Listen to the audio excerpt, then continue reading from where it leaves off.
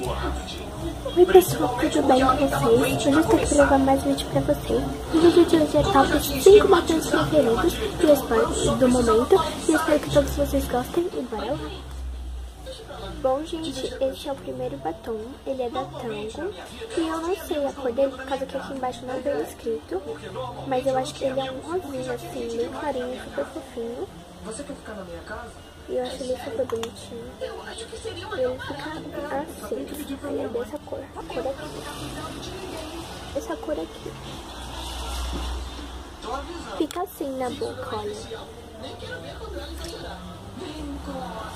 Bora lá pro segundo batom. Ele é da Avon, da coleção Color Blend, e a cor dele é lilás verde. Aí ele é assim. Eu já usei ele bastante, porque eu acho ele super lindo. E ele é assim, ó. Um roxinho. Não é um roxo bem forte, mas um roxo bem bonito. E ele fica assim na boca. Vamos por terceiro batom.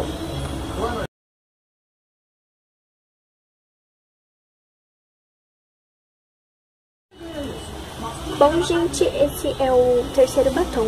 Ele é da Vult Make Up. E a cor dele é a cor 37.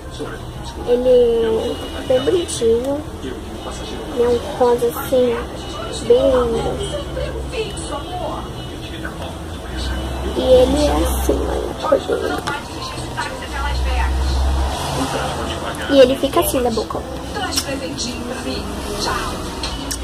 Vamos pro quarto batom. Bom, gente, esse é o quarto batom, ele é da Ruby Rosa. E eu também não sei o nome dele por causa que o papelzinho saiu daqui e eu não lembro qual é o nome.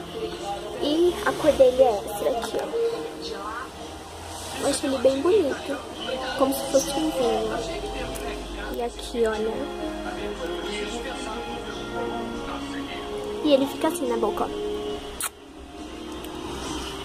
Vamos para o último batom e quinto, né? Vamos lá. Bom, gente, esse é o quinto batom. E o que eu mais amo de todos é esse daqui da Tracta. Ele é mate e ele é sei lá. Ele é líquido e a cor dele é Pink 10. E eu gosto bastante dele. E a cor dele é essa. E ele fica assim na boca, ó. Super lindo, né? Então, pessoal, esse foi o vídeo. Eu espero que todos vocês tenham gostado. Se vocês gostaram, deixe seu like e se inscreva aqui no canal pra quem não é inscrito. Um beijo e até o próximo vídeo. Tchau!